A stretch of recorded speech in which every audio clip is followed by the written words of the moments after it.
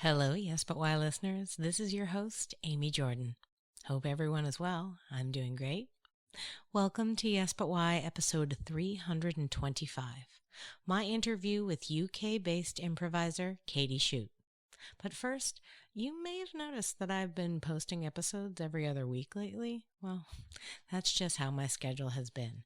Super crazy busy. So I'm talking to artists and sending them out to you every other week now instead of every week. And hopefully I can still maintain getting it all done because I do enjoy it very much. But gosh, my business and my kid just keep me so busy. So that's what's going on with me.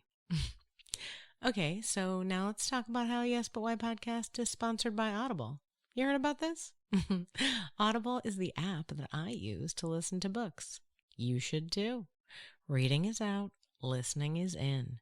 Audible is a user-friendly one-stop shop for podcasts, books, and cool new music releases. There are hundreds of titles to choose from, all included in your membership. And don't forget that each month you get a credit to use to find a new book to check out. So much entertainment, all read to you by these amazing voice artists.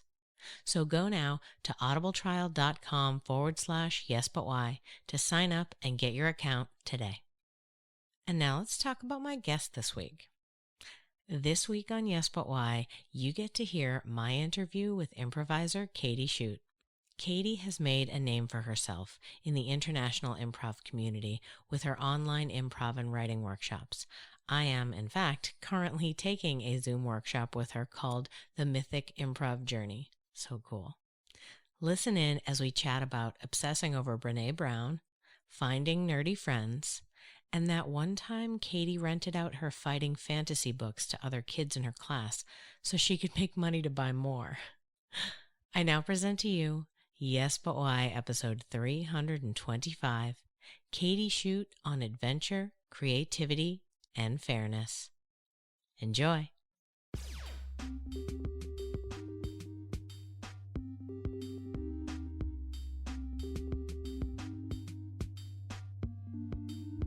I'm Amy Jordan, and this is Yes But Why. Yes, but why? Yes, but why? Yes, but why? Yes, but why? Yes But Why. Yes, but why? Yes, but why? This is the Yes But Why podcast. I wanted to, my first question that I love asking everyone is, what is the way that you were playing when you were a little kid? What games, what style, if you had siblings, what was the way that you were creatively playing as a child? That's a great question. I love that. The first thing that comes to mind is I really enjoyed climbing trees. You know, kind of a classic, but I lived in a village, a very English village, like textbook English village with a village green and stuff, like actually that level of English. But it was very green and very beautiful. And I was lucky enough to grow up with a garden and a dog. And so like climbing trees was really nice. My mum told me, and when she told me, I kind of remembered, she said I used to kind of try out my friends by making them climb this tree that was taller than a 2-story house.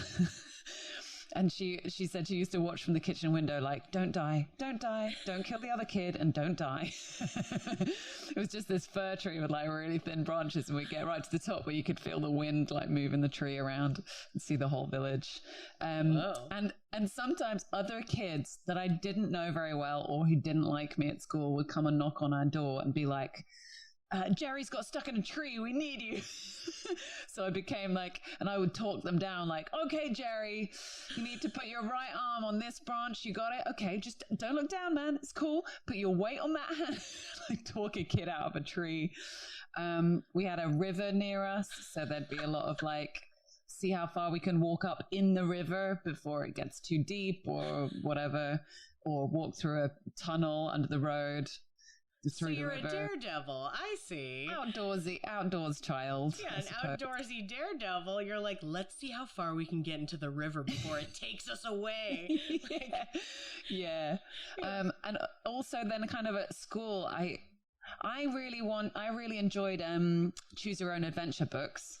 So I've just remembered that I started like a child business where I would buy a fighting fantasy book, which is what they were called, by Steve Jackson and Ian Livingstone. So it's like, turn to page 496 and, drink the water from the well or don't, oh, you poisoned yourself, you're dead. Those kind of books, with orcs and stuff.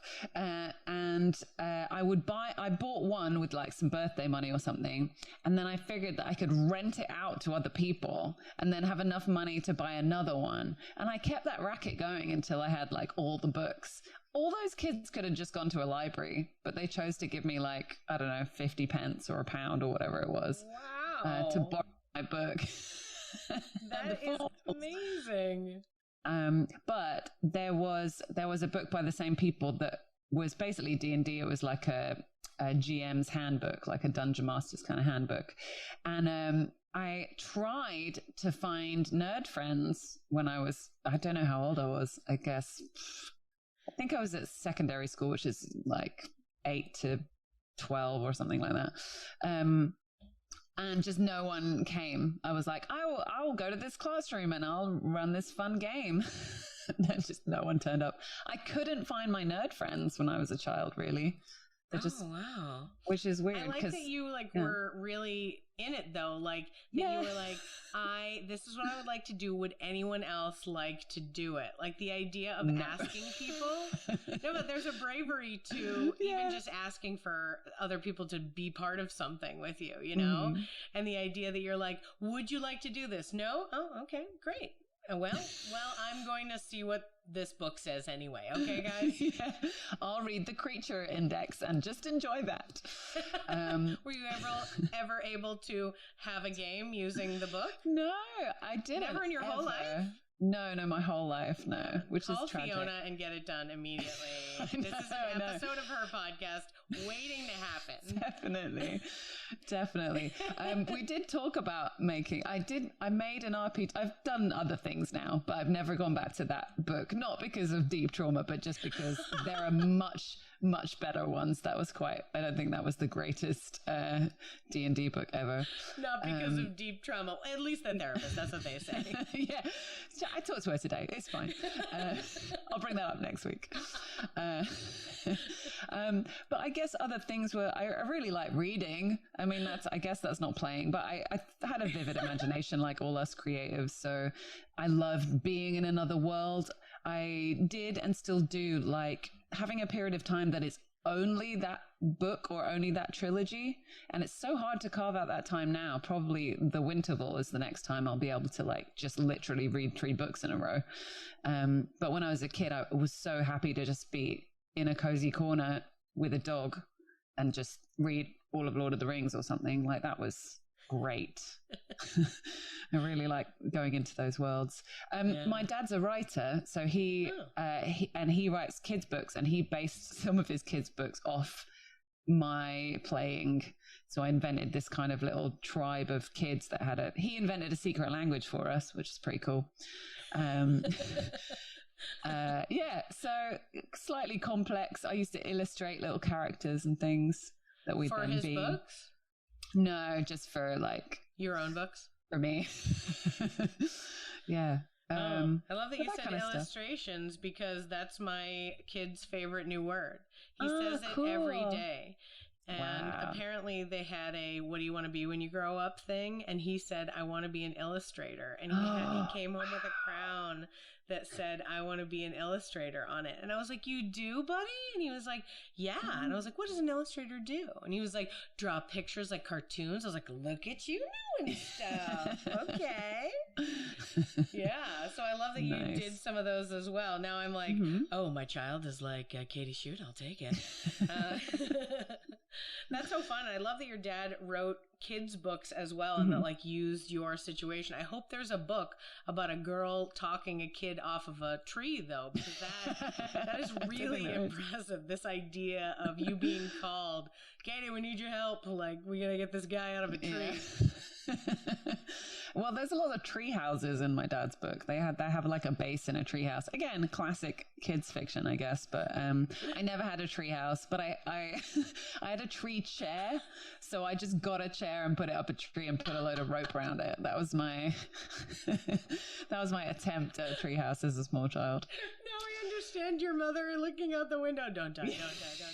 She's got a chair. What is she doing with that chair? I don't know. Let's just see. There's so much of that when you're parenting too, you know, you just like see them do something and you're like, should I stop them? And I was like, wait, let's just see how it goes. Like, yeah, that must be tough, man. I can't imagine. Well, gosh. You know, sometimes you got to let your kid drag a chair up a tree just to see what they're going to do. You're like, listen, she hasn't fallen out of the other trees. Let's see what happens. Like, also, a chair does not improve a tree branch, just for info, because you can sit on a tree branch. So tying a chair to it makes, I guess you get a back to your chair. Maybe that's the only difference it makes. I feel like the back is actually your downfall, because like that's gonna mess with your equilibrium. You lean back on that, you're gonna fall right off. Because that's what the trunk is for, right? You got a branch you can sit on, you get the trunk to lean back on, you get a chair, it's already there. Literally, chairs are made out of trees, so you don't need to do that to the tree. Like, I basically tied the corpse of a tree to a tree. That's pretty dark, isn't it? Super dark. That was the other reason why they let it happen. Yeah. Your dad was quickly he was jotting it down for an outline. King. Yeah. Stephen King. And your mom was like, listen, let's stick with the children's literature, all right? Lock the doors. She's outside. Oh my goodness, that's so wild. So the place where you grew up, given the fact that everyone knows you and is calling you for tree assistance, is it a small town? Was it like everyone knew each other? And how Not even a town, like a village. I couldn't tell you how many people that means, but yeah, everyone knew each other. Yeah. I went to a very small primary school. Yeah, tiny. I don't know, 60 people in the school or something. Yeah. Yeah, Maybe. Absolutely. Very tiny. Yeah, well, my graduating high school class was 60 people. And whenever I tell people that, they're like, what? I'm like, yeah, I don't know. I don't know what to tell you. I was like, in college, my drama department, the people in my class, there were 6 of us. Like, that was it. Cool. You know? And so it was like, okay, well, what are we going to do, guys? How many plays have 6 people in them? But you know, I mean, small, I find the reason why I asked is that there's, you know, there can be a certain transition when you're living in a small town. And did you, when you were growing up, like, did you reject the idea of the small town and move to the big city immediately? Or are you still like, oh, I like a smaller village, that's where I feel more comfortable? How did it change for you as you got older? I like both. I really like the countryside. I like the middle of nowhere. Me and my partner do a lot of wild camping and trekking and stuff. But also, so my mum grew up on a farm with no electricity in Wales. So it was remote. So I feel like I've got my countryside from her. And my dad grew up in North London, which is, you know, London. Bustling. So I feel like I'm a city girl and a countryside girl. So when we visited my relatives when I was a kid, we'd spend some time in Wales and sometimes in bustling London. And because I got both those experiences a lot as a kid, I think I really like both. And actually, that's quite hard to decide where I want to live. I live in London right now, but me and my partner, he has a similar experience. So we're always like, oh, should we live in the countryside, or would that drive us crazy? Because it would be 100% countryside, or, you know, I'm split a little bit down the middle. I loved the place. I had a tough time getting on with other kids, but I really loved the environment, the village, the wildness. I loved all of that. It was nice. Yeah. Well, the nice thing about a city is that if you can't find your friends in one group, you just sort of move over and there's another big crowd of people. And you're like, anybody nerdy interested in doing this D&D book? And they're like, no, thank you. And you're like, all right, next group. yeah, totally. See how that goes. Yeah. Yeah. Now I'm dying to make this happen. I'm like, dude, we are making this happen. I've got to find out which one it was. Yeah, I will. Promise. I love it. But the other thing I was thinking was that, like, at least maybe right now your sort of career path, the thing that you're working on, sort of requires having this larger metropolis because you need more people to come to you. And also arts have a tendency to flourish a bit more in cities. And I truly believe it's not like a city versus country situation. It's just like more people. You know what I mean? Mm-hmm. So like, you know, the arts, maybe there's like 3 guys painting in a small village and it's like, they hang out occasionally, but not really.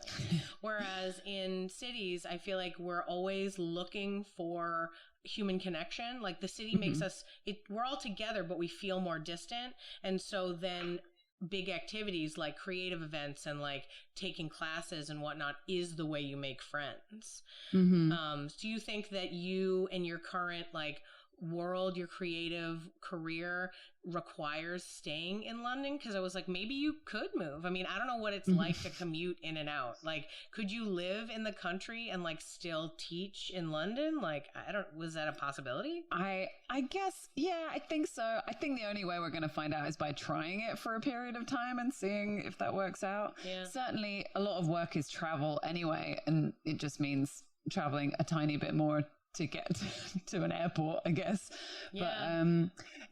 But I think the main thing is probably like, I love London. I love the community aspect. I love that I can go to an improv show any night of the week. I could probably go to a class any day that I wanted. There's loads of people. I can just, you know, reach out to friends and be like, should we go and do a show? If I want to do a show, everyone's here.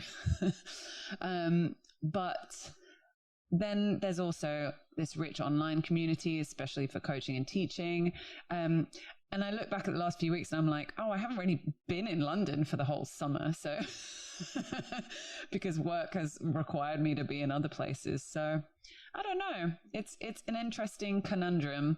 Yeah. I think one of the things is just how expensive it is to be in London. Mm-hmm. But so you could get it. I don't have a garden where I live. I'm in a flat, but then, oh great, you have a garden in the countryside, but then you need a car and you need to commute to London and all that kind of stuff. So it's probably the same toss up that everyone else has between two decisions like that. Yeah. I think we'll just have to try it at some point and just rent outside of London for a year or two and see if we prefer it, you know? Yeah, absolutely. Especially if you're finding such good work like online a lot and then also flying out, you know, it's like as long as wherever you find, like you said, is close enough to an airport that it's not like a 3-hour trek, like, hey, then why not? Though hilariously, when we just moved and we used to live 5 minutes away from the airport and my husband travels for work. We are now an hour away from the airport. And we were like, should we do it? And it's like, it feels like we moved to the suburbs. Like we moved out of the city and now we're in like this suburban feel, like less, I mean, there's a lot of action, but it's a very like smaller town vibe than it is where we were, you know?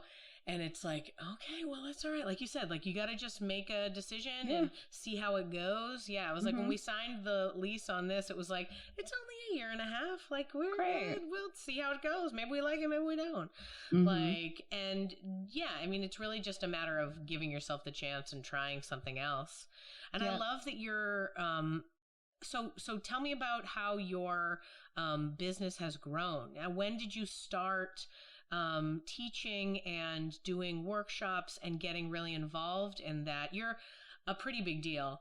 And I say that because, like I said, I signed up when we were talking earlier, I signed up for your workshop and was sold it from an improviser in India, which is wild. And the idea, and, you know, she was like, I just moved to London and there's this great teacher. And then I looked you up and it was like, everybody was like, oh my God, Katy's amazing. Oh, you're going to take a workshop with Katy? Oh, goodness. Like even I was the last person that signed up and I only know because I told a few friends, hey, check this out. And they were like, it's sold out. And I was like, yeah, that's what happens. Sorry, man. I'm pretty cool. I got some stuff. But like you're a pretty big name in the improv world internationally, and you had to have worked your way into that position. How did that develop for you? Thanks. First of all, that's very sweet. I'm very much following what I love. It's that thing of, I don't think anyone like wakes up one day and starts improv and then does it full time. It sort of enters your life in these little stealthy ways over time. And looking back, I realized I did loads of short form at school. We didn't call it short form. It was just part of drama class, you know, because we're doing those kind of Viola Spolin games and things. I studied theater in my degree. And then I loved improv. I liked directing and writing and that kind of stuff. And then went and studied in the States. So for me in the UK, there wasn't a great deal of, well, there wasn't any long form. There was some narrative improv, which you could argue is long form, I guess. And it is, I suppose, but it was very genre-based narrative stuff, and normally with a director, which I thought was cool, but it didn't set me alight like, oh my God, I want to do this. I enjoyed short form, but I could see that there wasn't a huge scope for it to expand and turn into something amazing. It probably could, but I couldn't imagine how to do it.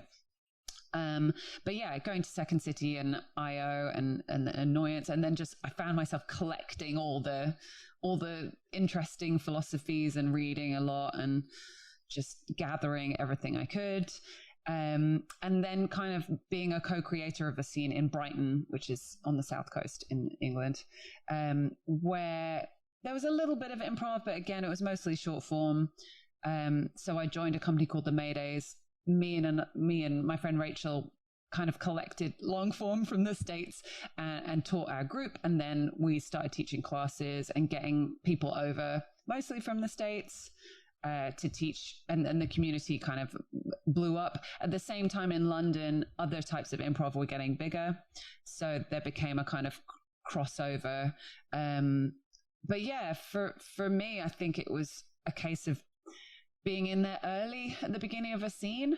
Not to say that I'm not amazing, but there's also an aspect of timing in there, you know, where for a while there were zero long form teachers, or, you know, and then shortly after there's like me and Rachel, the Maydays, a few other people, you know. The first group I coached in London were as far as I know, I'm never going to say we're the first because you never really know. But as far as we know, they were the first Herald team in London, who'd been coached by a guy called Tim Sniffen, who's amazing. And he was only in town for a while. And then, it wasn't my team, but I knew Tim from Baby Wants Candy. And so I'd gone, Chris, can I just come to your rehearsals? So just someone else's team. I just elbowed my way in because I wanted to learn from Tim and there was nothing else. So I learned from him for a while, and then they asked me to stay on and coach them. So that was one of those things. So I guess my work just grew alongside the emerging scenes in Brighton, and then London, and then Europe started getting more and more improv festivals, as we mentioned earlier. And I happened to be at quite an early big one in Barcelona that I think a lot of people saw our show with the Maydays, Happily Never After, which is a musical, and it's a genre show, and it's a good narrative. And then we played at loads of festivals. So I think it just got bigger and bigger because I happened to be near the beginning of a lot of things. So I seemed like a reliable person with a lot of experience.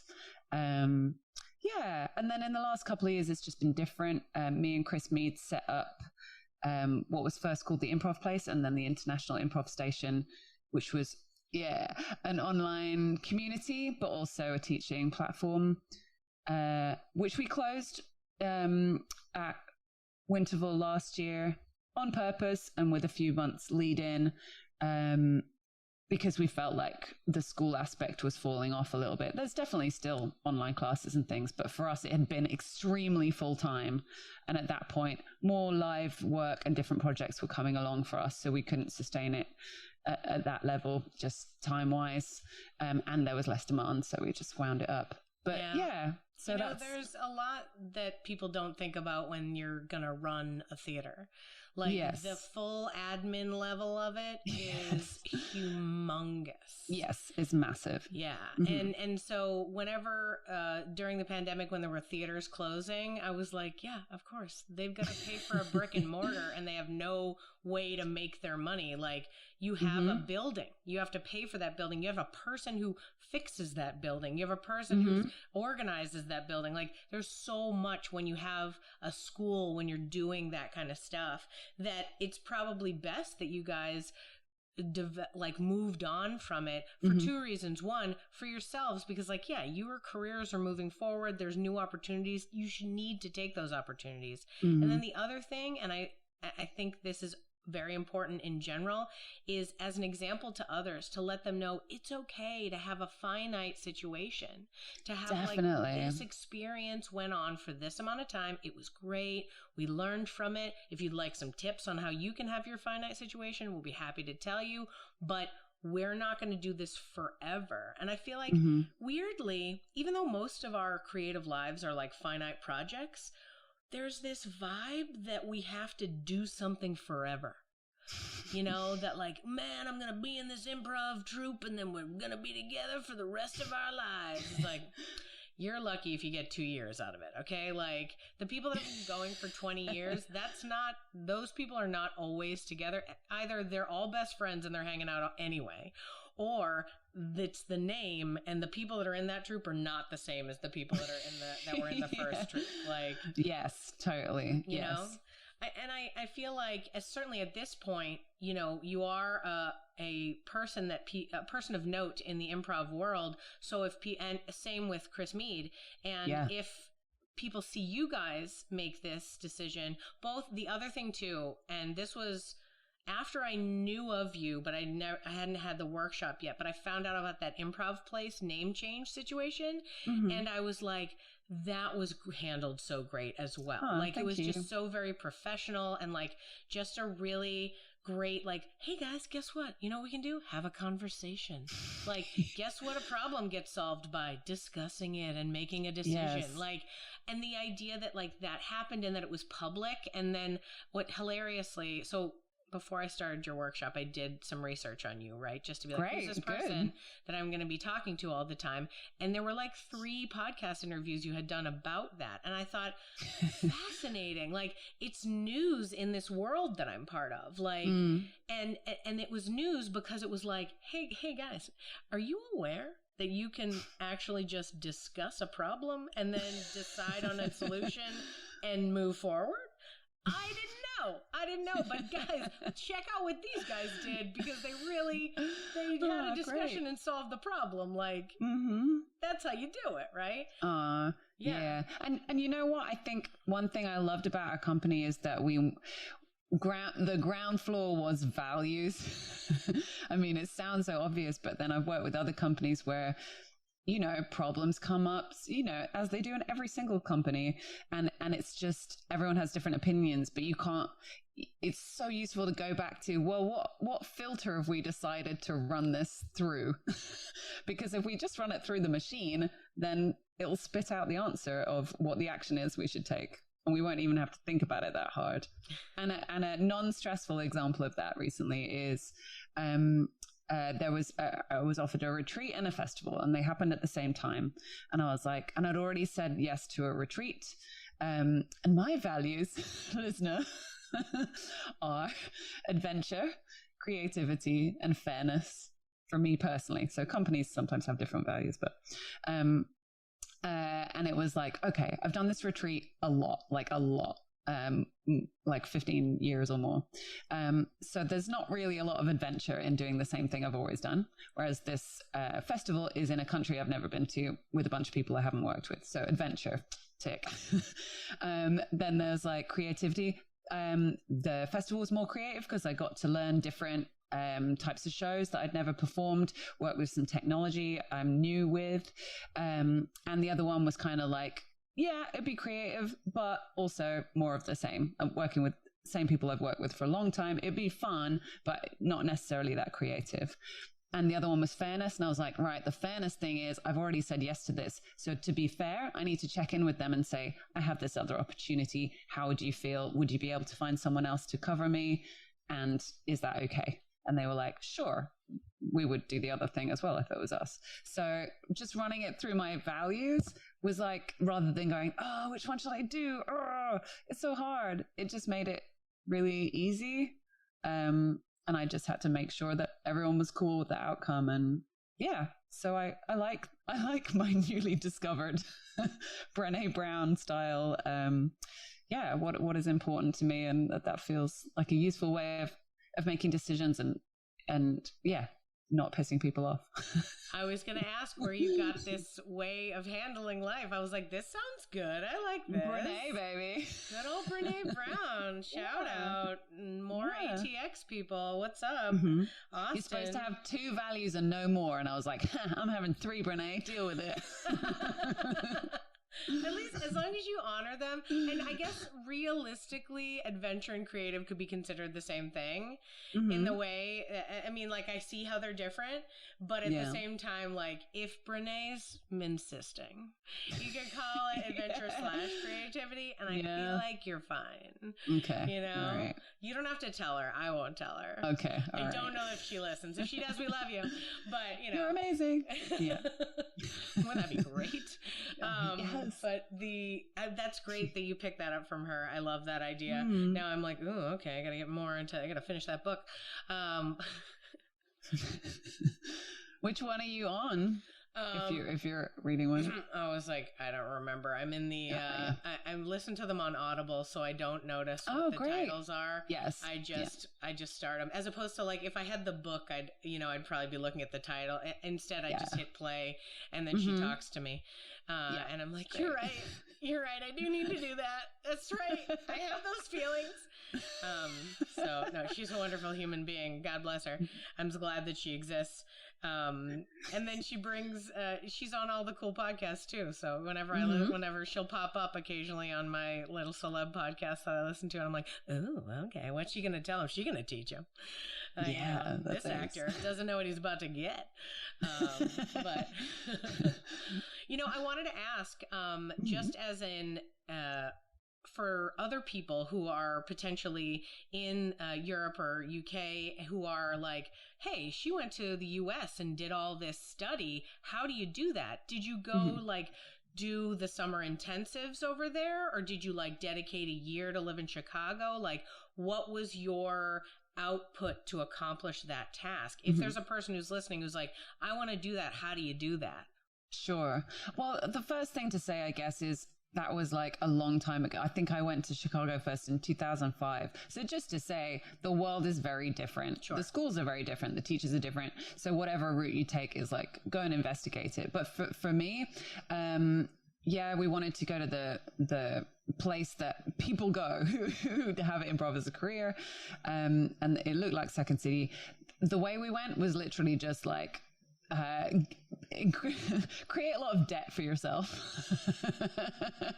But yeah, I did intensives. I did actually look at living in Chicago, but I couldn't, there wasn't, a full-time program that was like a year or anything. So it would have been like, hey, you can live there and get a job and go to class like Wednesday nights or something. And I just felt like that wasn't enough. And I would rather, I think I did 2 or maybe it was 3 weeks at Second City, and I did 5 weeks at IO, and there's a 2-weeker at Annoyance. The Maydays group, we actually put together our own intensives a few times where either we brought people over or it was maybe 5 or 6 years ago where we just handpicked a bunch of teachers and we all went to Chicago and they just taught our group. So if you can imagine the perfect situation for you, you can make it happen. We were like, oh my God, we've got, I'm just name dropping, but they were great. It's like the Soanes and Mick Napier and Joran Gargello and like just basically our favorite teachers. We just hired them all in the same week and got, so much incredible coaching. That was amazing. And us hanging out and living together was also really fun and bonding. So that's another way of doing it. You don't necessarily have to just go for established times. And for UCB, I never went through the system, but when I was in New York, I would take the odd kind of class, or we'd have teachers over in the UK and learn from them. So it was a lot of Maydays. For a long time, we would have a week of intensive a kind of R&D, sometimes supported by the Arts Council, so that we could pay ourselves and pay our teachers, or we would have we'd do all the organization of bringing someone over and then kind of rent them out for teaching other people, and we'd take a cut so that our time was paid for through arts funding, and we could help the community and also make a little bit more money that way. So you can sort out your own training, I guess is what I'm trying to say. But I do think festivals are, right now, if I was starting improv now, but yet I still somehow knew what I know, I would say find the festivals that are near you. And if you can't afford it, a lot of festivals help people nowadays, so you can often find like a scholarship or something like that. I know the Maydays still have the Jason Chin scholarship, because he was a friend of the company and taught us, and we always make a free place available. But just learning from lots of different people is great. Some of them you'll love, some of them you just won't get on with their teaching style, and that's fine. Take what's useful for you. If you find someone really lights you up, then just take more classes with them. I would say don't only have one teacher or one philosophy, because then it's hard to play with people from other schools, because you'll be like, they're wrong, it's supposed to be like this, and that's not how I want to improvise. What else? And I think if you want to be a performance improviser, the earlier you can get stage time, the better. You might not want to be a performance improviser. It might just be like the skill set is fun or useful for other stuff. But if you want to be on stage, ultimately, don't leave it until you're like perfect, because that is literally never going to happen. And the more stage time you get with an audience, the better you're going to be at being on stage, which is different than being in a rehearsal room. So yeah, I guess those things. Yeah, absolutely. No, I like the idea that there were the intensives that you could take. And yeah, you're right. I mean, the landscape is definitely different. But the idea that a lot of schools in various places have those like week-long intensives and whatnot. And there's a few too where that I've come to find out about festivals or like almost retreats. Like Improv Utopia. You like go for a period of time and you learn all this stuff and you meet all these other people, and it's not like you have to give up 6 months of your life. Like you just give up a small section and then you get all this in that moment. I also love the idea that you had your whole like troupe and team together. Yeah, that was cool. Yeah, that's really nice. The idea of going together and like working on further connecting, because for me, my main improv teaching has been to beginners. I love a beginner. Cool. And the first thing I teach them is like, we're a team now. We need to figure out what the best way to be a team is. And like that essence is what I think is what I think is a good foundation. So then they go on to learn other things. But the first thing you need to learn is like, when I get into this room, I need to learn all these people and figure out what they're awesome at, and then keep giving them the thing that they're awesome at so they can keep doing that thing. And, you know, just the idea of how to connect with people, I think is an important thing. And so I love the fact that you deepened your experience with your troupe by going and taking more classes together, because you know that in my mind is, when I coach people, sometimes I'm like, I might coach you for 3 times, I might coach you for 6 years, but I want to give you up front the tools to do what you need to do, even if it's some other coach that's with you. Yes. Because that for me is like, you can do improv. And like you said, there's 1,000 different philosophies. There's different ways of teaching. And it's like, for me, I'm like, I'm going to teach you how to be a sponge, because you need to soak this up. So let me open you up and let you know that you're a sponge. And that I think is the key to it. The other thing, and I'm hearing this from you have this, openness to look for things. You're seeking out opportunities. And I think that that's something that holds a lot of us back. So many people, especially in creative fields, and I'm always like, I don't know why you thought this was the case, think that someone has to tell them they can do it, or that there has to be some sort of gatekeeper that allows them to be something. Even when people are like, the reason why I first started getting people to send me bios is because I called somebody a creative in a thing, and they were like, listen, I'm not a creative. And I was like, listen, you are. If you don't want me to use that phrase, I won't, but P.S. you are. Like, because we feel like we need somebody else's permission, whereas I feel like sort of what from the stories that you've told me so far, you have the confidence to like, I want this and I'm going to get it. I'm going to try to find that sort of thing. And I would urge anyone listening who feels like, oh my God, I could never do that, to know that you can. Let's do it. That like like you just need to ask. And as far as people in the world, improv schools are the nicest humans you're likely to meet. Yeah, that's true. Like, I don't know other industries or whatnot who the nicest person is, but in performing on stage, the nicest people are the improvisers. So you go to take a class with them, and P.S. if they're not, they're doing it wrong. Get out. They are not doing it correctly. Like, the essence of the rule is like, be nice to each other and be easy. Like, take what their idea and go like, your idea is great. Like, that's nice people, right? So I'm like, you're safe here because this is where nice people meet. Even the idea that people say it's uncool, I'm like, good, keep telling people it's uncool. Keep out the bohunks, because no thank you. I do not need them. Tell them it's uncool. Thank you. We're not cool here. I'm so sorry. You should go. You know, I think the permission thing you mentioned as well, I think that's quite socialized into women perhaps more than men as well, that we feel like we need to be allowed to do something or wait until we're perfect before we go do the thing. And I'm just reflecting that back again, I guess, of just go get it, or talk to people that are in the position that you want. Don't like hate them or be jealous of them, but be like, hey, can you help me? I'm really interested in what you're doing.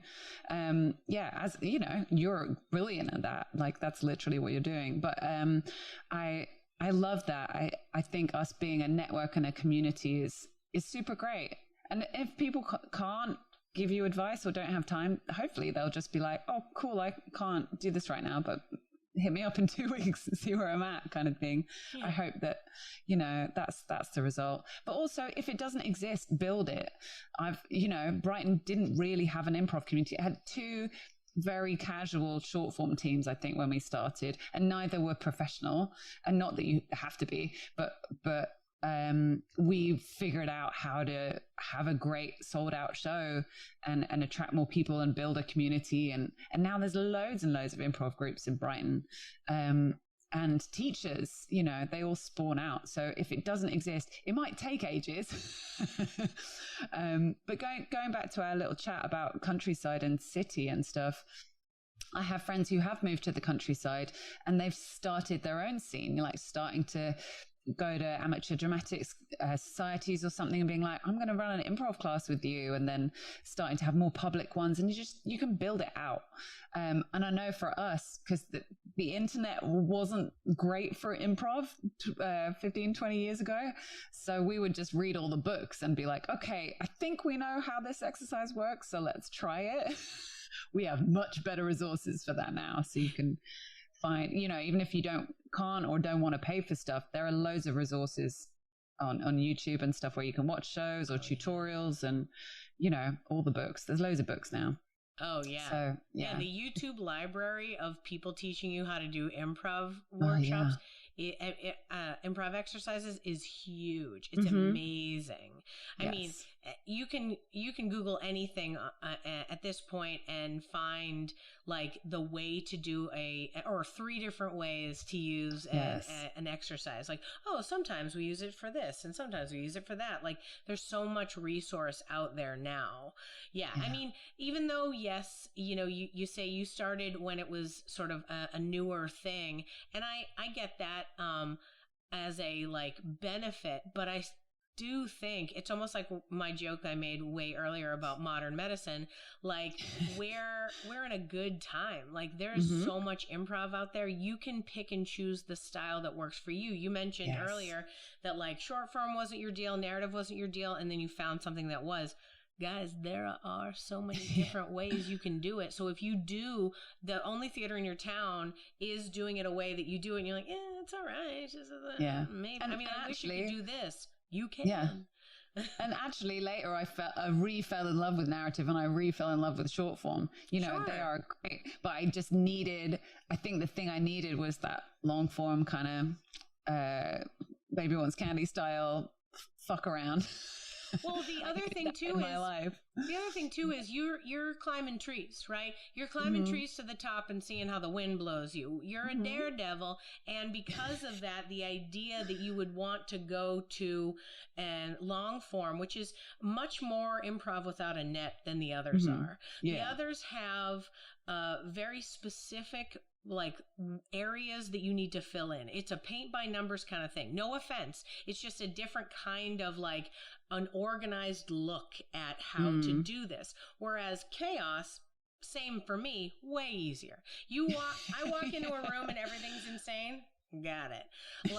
You walk in the room and somebody's organized it. I don't know. Do I like that organization? We'll see. Maybe. And it's I'm fine with the wildness of it. The idea of a long form where you say to them, maybe it's funny, maybe it's not. And they're like, what?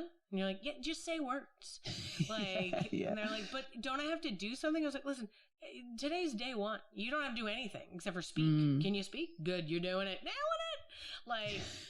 That's the idea of that. And then there's so much in long form that is, hey, let's do this exercise. Now let's use this kernel of a thing that you learned from that exercise, and you're going to be inspired to develop something that you're totally going to make up, which is so giving yourself this just so much power in that moment. And some people want that. And then once you feel like you can navigate the chaos, you're like, okay, tell me about the organized people. Oh, okay. Yes. I see how that works now. Same for me. My whole improv was wild, insane, random scenes, however long the shows were. Sometimes 20 minutes, sometimes it's an hour. It's what are we doing? I don't know. We'll find out when we get there. Yeah. And there's something great about that. But then I appreciate the structure now, because I'm oh, wouldn't it be nice if I could just do something in the, style of Jane Austen? Oh, wait, I can. Yeah. I can just there's a whole group that can help me do that in this town, It's too, when I talk about Austin and the various different theaters, every theater's got a different vibe. Every theater's got a different style that they're teaching. They use different exercises, different viewpoints to get into what's going on. Some of them are narrative, some of them are not. Some places do short form, quick games, really punchy for the audience. You get to learn that part. I did improv for so long that at a certain point I was like, listen, I don't care if the audience likes it or not. It's not for them, it's for me. Yeah. I hear you. Other thing, you need to learn different skills in the order it makes sense for you. But also, if you're doing the show you want to do, you're going to eventually attract the people that like your work. Yes. Your work, not the show. Which is cool. And I think you're going to be happier doing the thing that serves you, and it will find an audience. The way our world works now, that even if your thing is super niche, there are going to be other people in that niche eventually. There's the internet. Hi guys, I think this is our tiny niche. Which is cool.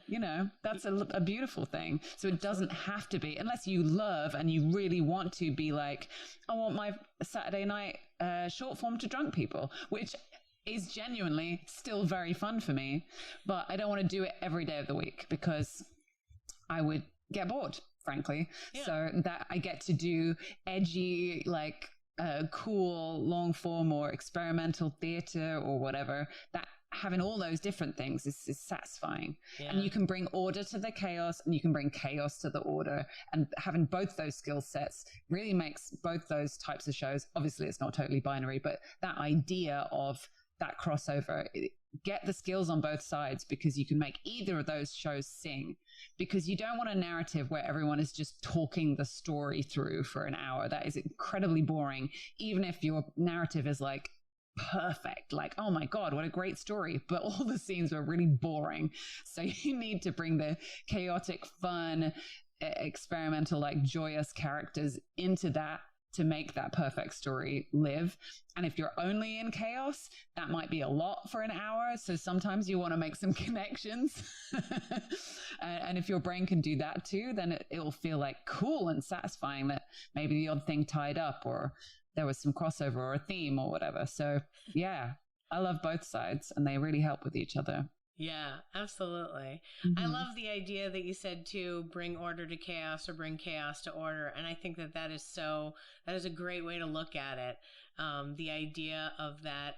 And it also kind of like blew my mind for a second about the idea of like, it's a narrative thing, but you're not just like, oh, the next thing that's going to happen is it's like, you have to have a wild character that like lives in the world, not just keeps moving it forward in the sort of narrative sense. And I was like, oh yeah, absolutely. And the other part of that is that I feel like each one of the improv. So say you've done one and you're like, should I venture into the others? You should, because like there's different skill sets you need to develop. And also the other thing is, in the larger sense, I'm always talking about how we live a long time. We can learn a lot of things. Yeah. We have lots of journeys to go on. Enjoy the journey you're on, but be aware that if you finish and you feel like, your troupe in your long form school ends, and then you're like, well, what am I going to do next? It is totally viable to find a different style of improv, to just give it something different for you, so that then you can be inspired to do new things. I mean, that's what we're looking for everything. We make tiny changes in our lives just to like make it fresh for ourselves. Yeah. Like all I did was move a few miles up and I'm like, oh, everything's different now. Yeah. Like, and that will invigorate the next few months of my life, this like new difference. And be aware that like you can do that. Like you're taking your long form, you're like, your troupe ends and you're sad. We're all sad. I get it. But at the same time, like you can be like, okay, well, how do I get what I was looking for? I really loved when we did X in the troupe. Maybe I can find that doing this thing or that thing. And the beauty of it is, if you live in a large enough city, there's probably someone doing it that that's like nearby and can be like, hey, can I get down on that class? Or hey, can I drop into your troupe and see if I can't join you guys? Yeah, that's how you do anything. Mm-hmm. And to your point earlier, the idea of like legitimately just asking people, like, can I be part of your thing? Or can you teach me? Or can you direct me?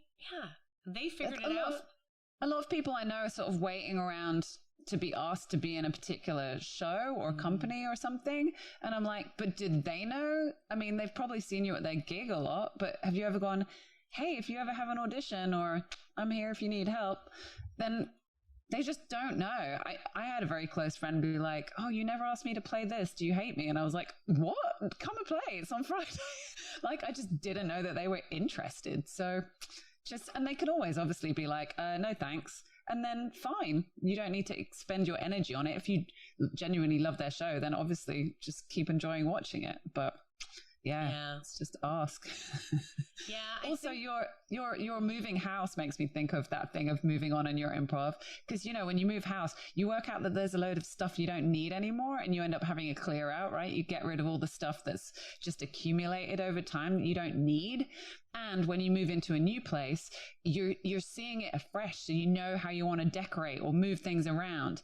And if you've been in a house for a long time, like how often do you put a shelf up or get a new piece of furniture? After a while, you just settle into how it is and you don't really observe it unless you've been away for a while and come back and you're like, oh, that's how my house smells, or that's what color that wall is. So it's really nice to get rid of the stuff you don't need and to make a fresh start, decide what's important and how it needs to look. I think that's great. It's useful to have a change. Yeah. Yeah. And these days when, maybe moving house isn't exactly the thing that everyone can be doing immediately, the idea of just switching or taking a new class in a new place can freshen up so much. It just changes, a few of the people you're, interacting with. All of a sudden there's like a brand new personality you're hanging out with. Like, oh, I didn't know you could live your life like this. There's something about meeting new people and finding, new adventures. And then the best part about improv is it doesn't just draw in one kind of person. It's not like I mean, don't get me wrong. There's a lot of us loud extroverts who are like, look at me, I want to be on stage. And that's fine. But there's so many other different people with different needs and that took the class for different reasons. And I'm always fascinated. And whenever I teach my 101s, the first thing I ask is like, why did you take this class? I am dying to know what got you in this door, and also what you want out of this class, because at the end of the day, you purchased something and I want to give you what you want. So if you need to learn confidence, well, I'm on it. I got you. If you're just trying to diversify your imagination and be like, I always come up with the same 2 ideas, can you help me get more? I got you. Like, no problem. That's a skill we can develop. But everybody comes at it in different ways and from different points of view. And, you know, you'll meet people where it's like you said earlier, some people want to be on stage, but some people don't. Like, I had a guy at the theater take all 5 levels, did the recital shows, and then never performed again. And we could ask him, we would be like, did you want to be part of this? No, thanks. And he came to this theater and he would watch shows and he would have a great time and he was still in the community, but he was just like, that was it. He took the classes, he checked that off his, bucket list, and then that was it. And sweet. I honor that decision. Like, great. Thank you. I loved spending time with you in those classes. Thank you for continuing to patronize the theater. Like, but it wasn't for him about him being on stage. It was just about this experience, like doing this one thing for a year and being like, check, I did that, and that's great. Why not have an adventure and then just go, hey, I don't know if you know, but I did that one time. Like, great. Yeah. So for you, what are the things that you're working on right now that are exciting you? Like, what you mentioned that you've been traveling quite a bit and that you've been doing online things. I know I take an online course with you, which is fun. And how are you getting into that? How did you develop that as getting out and traveling and making that happen for you as a career? How did I develop it? You did it. You've talked about how you got into improv and how you developed the, knowledge that you have. But at what point did you just go, okay, I'm going to teach a workshop at this festival, and like, oh, cool. How did you start your first online course? These are new things that people don't think of as real paths, and sometimes they hit a wall. They do everything in their town and then they're like, well, I did it, great. I guess at the beginning of the pandemic, me and Chris had already been talking about creating an online community, and we were just like, well, we don't have any work now, so this seems like a good time to finish making that happen. So that one was just sort of quite obvious. And the same with classes going online. We're just like, well, all our teaching work has disappeared and we can't travel anywhere. So let's try this. Let's try it on Zoom. I'm sure that's the same for a lot of other improv schools and teachers. And actually it worked out really well in that way. And I have found that some classes work really brilliantly on Zoom, like perfect. It's great. It's the perfect platform for them. Ones that even now I wouldn't teach live. Like I have a Write Your Solo Show class. And frankly, there would be no benefit to everyone being in a room at all, really. Or it's more balanced by anyone can come no matter where they are and what their situation is, and if they have kids or they have disabilities or anything. Anyway, just it's super accessible and there's no need for it to be live. So maybe for other people thinking about how to create or access those things, I guess it's like, I think I always say this, but go with the flow and see what you're excited about. So if I'm really excited about a particular thing, I'll often make a class of it in order that I can explore it with other people. And I'll be upfront about that and be like, I mean, I've got loads of ideas that I want to work on, or loads of stuff that I want to research and bring to you. And so I'm genuinely excited about the things that I'm teaching. I'm never like, ugh, well, I guess I'd better teach this. I try and make me have a good time, and hopefully that means that the people that want to sign up also have a good time. That's Yeah. It's pretty simple in a way. No, absolutely. The idea of you being happy to teach it is a very great thing. I have definitely had teachers who are tired of teaching the thing that they're teaching, and you can tell, like you can feel it. Yes, absolutely. And it is harder when you're following a curriculum, but you know, and I do teach for schools that have a curriculum, but happily I've helped design some of those curriculums.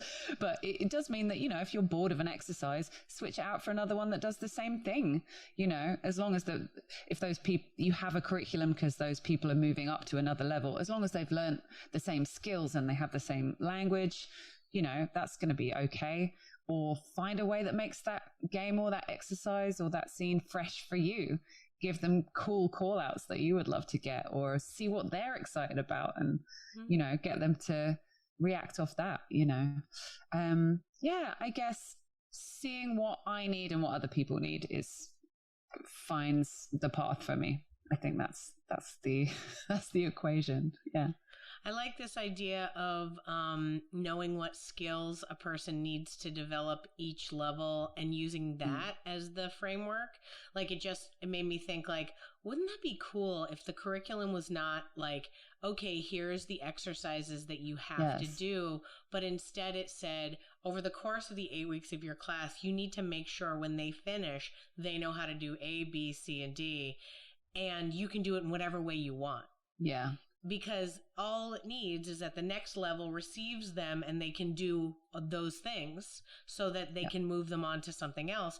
But the idea that it's more skill based, it almost makes me think of the values, you know what I mean? Like you need to establish what they need to know and get them into the world of it. In fact, that's why I love 101, because I'm like, hey, nowhere else in the world is this, okay? Everyone else is mean and terrible. We are lovely and huggy and perfect here, okay? So this is where we're at. Let's be there. I love it here.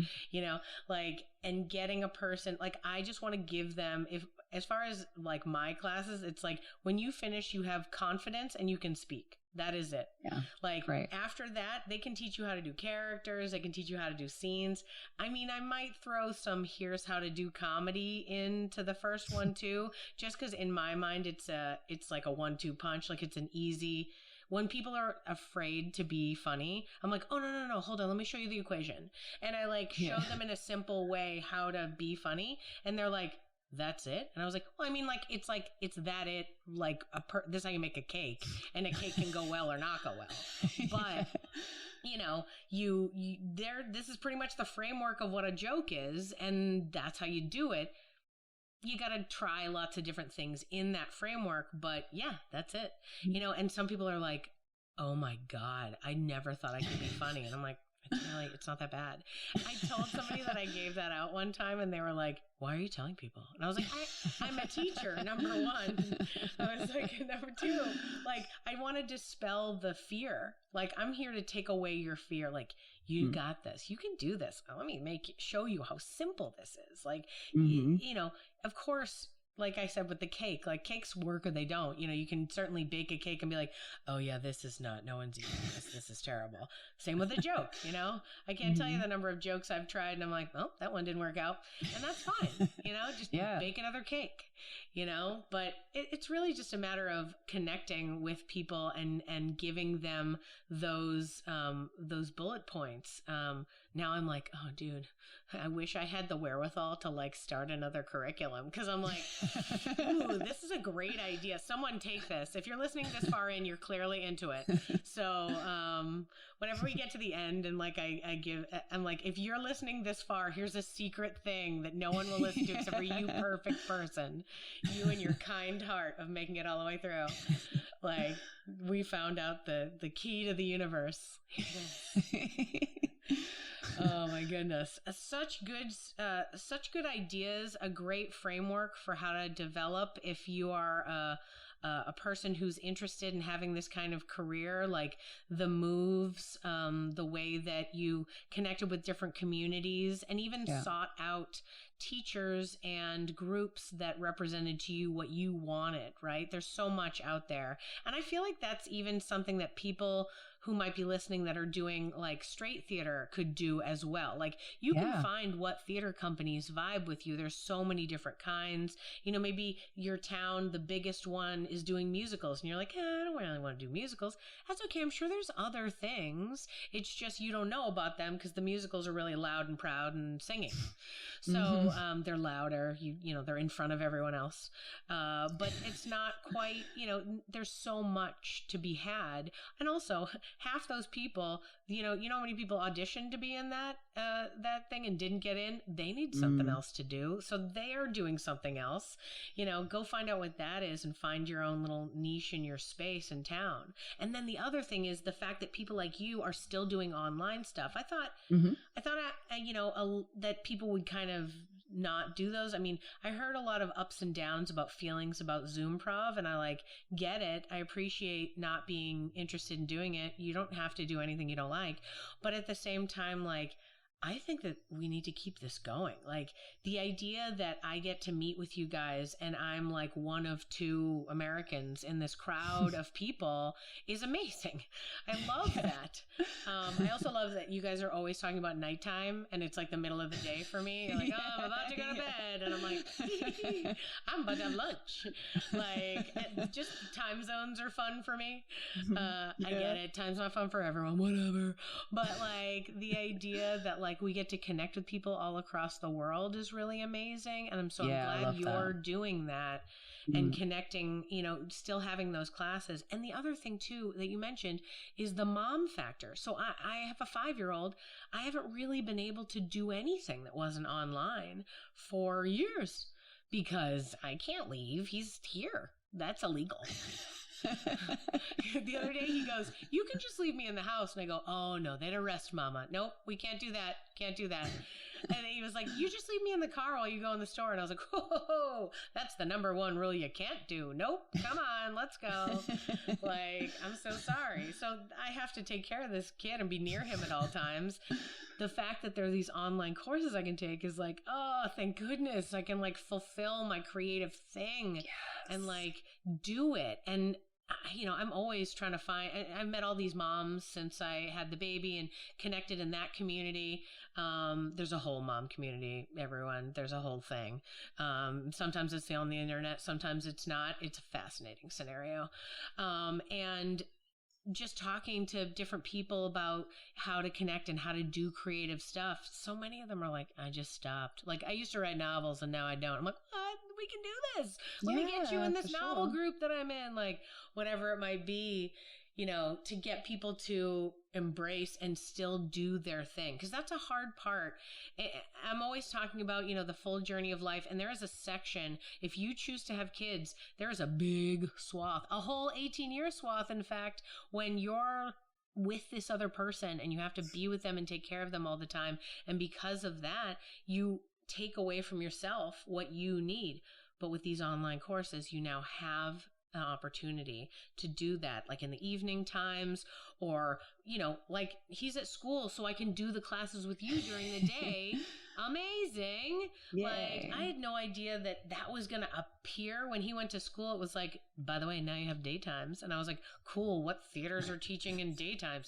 Turns out theaters in London. So you're good. Like, that's amazing. And that's very helpful. I think that you continuing to do that is like a great resource for people who need that. And I'm so glad that you're out there doing that kind of stuff. Also, you're so welcoming and lovely, and like you make everyone in, even the workshop that we are in, everyone feels so comfortable. There's a lot of like openness. Some people really say very personal things in that group, and I always feel like that's a testament to you and the way you make us feel that we are in a truly safe space. And like that's the other part about improv, that like now, especially now, I'm going to say post-pandemic, we're a lot better in the safe space situation, because my theater, let's say the theater that I worked at for many years closed because it was not a safe space. I was unaware for many years that stuff was happening. And then I found out and was like, what? And it was terrible. But that then during the pandemic, everyone started talking about it. Now I didn't feel so alone. I thought like, oh God, I went to this theater and I was duped, and I was made to feel like they were taking care of everyone and they really weren't. And it was terrible. But then I talked to people all over the world, and this person had a similar experience and this person had a similar experience. And we were all dedicated to not letting that happen again. And the fact that we spoke to each other and then brought it to our communities means the communities are better. Now we're nicer to each other. When my theater imploded, every other theater in Austin came around us like a little cocoon to take care of us. They would there were classes that were halfway in the middle, and other theaters were like, if you guys want to teach that over here, you can come over here and do that's so cool. If there's something if you want to put on your show. I had a sketch show, and they were like, you want to put it on at our space because you can't at the other one. Amazing. It was like everyone came in and took care of each other. And then when the new theater was born, Phoenix Rise from the Ashes from the bad one, the other theaters were like, hey, here's our code of conduct info so that we can all now agree that everyone in the town is going to do these things and take care of that. And everyone was like, good, okay, we're all on the same page. And it was like, even though I feel gross about the negativity that happened in my life, I feel like in the pandemic as well. No one likes the pandemic. Someone's like, oh, I love it.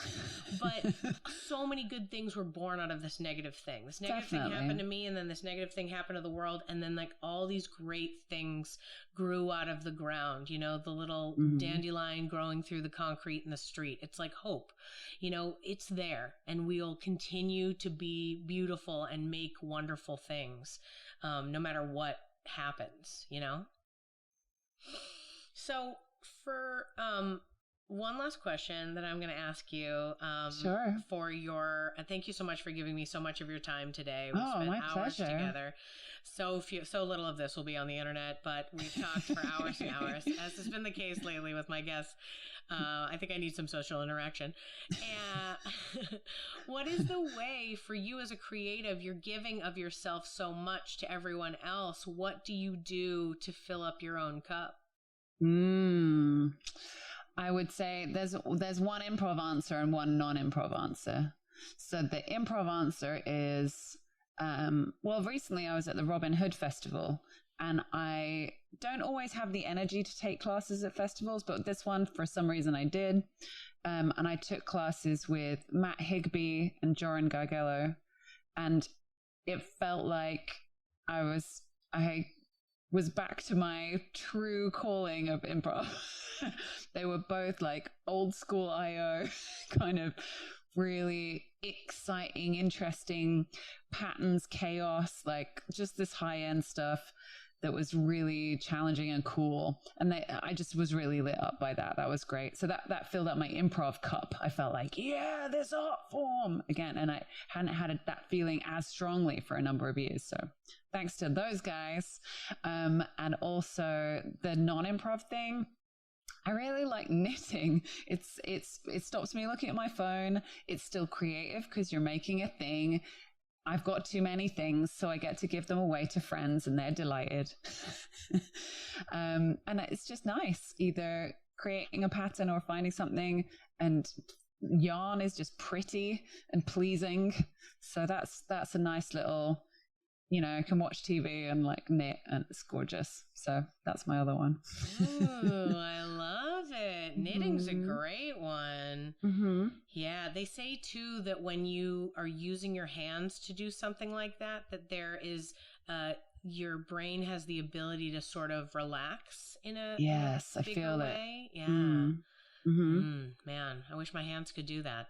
I did some crocheting for a while, but now I got carpal tunnel and my hands don't quite do it anymore. I can't even sew a button anymore.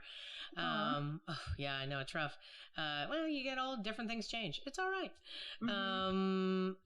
There's lots of fun things to do in the world. I'm just now super jealous of your knitting, and I'm like, show me everything. Do you have like an Instagram that's just your designs? Because I want to see them. I don't, but you could certainly scroll my Insta and find some cute stuff. Maybe I'll make maybe I'll do some stories of it or something. I'll find it's it. Just cool. And certainly in the as the wintertime comes in, more people are going to get involved with that kind of thing. So yeah. In fact, it just got cool here, even just in the mornings. And when I was dropping my kid off to school, he was like, "Why is it cold?" And I was like, "We'll talk about it in the car. Let's go." But it was like so nice. I was like, "Oh, yay, finally. I love it." Yes, oh my me God, too. So good. Yes, yes. Well, the wintertime will allow us all to develop our creative stuff, whether it's a new thing that we can do with our hands while we're inside, or maybe some writing, or maybe an online class with Katy. Who knows what you'll do? It'll be great for all of us. Katy, thank you so much for being on the podcast. It has been so great. I feel like this has been just chock full of great ideas for people, and just allows lots of new ideas to get people out there and getting involved and finding the scene that maybe works for them, whether they have something in their town or there's one, not too far away to drive or go online to connect with. Really, really great stuff. Thank you so much for sharing it with us. Thanks, Amy. It's an absolute pleasure to hang out, and thanks for having me. Yeah. Thank you for listening to Yes But Why podcast. Check out all of our episodes on yesbutwhypodcast.com, or check out all the content on our network, HC Universal, at hcuniversalnetwork.com.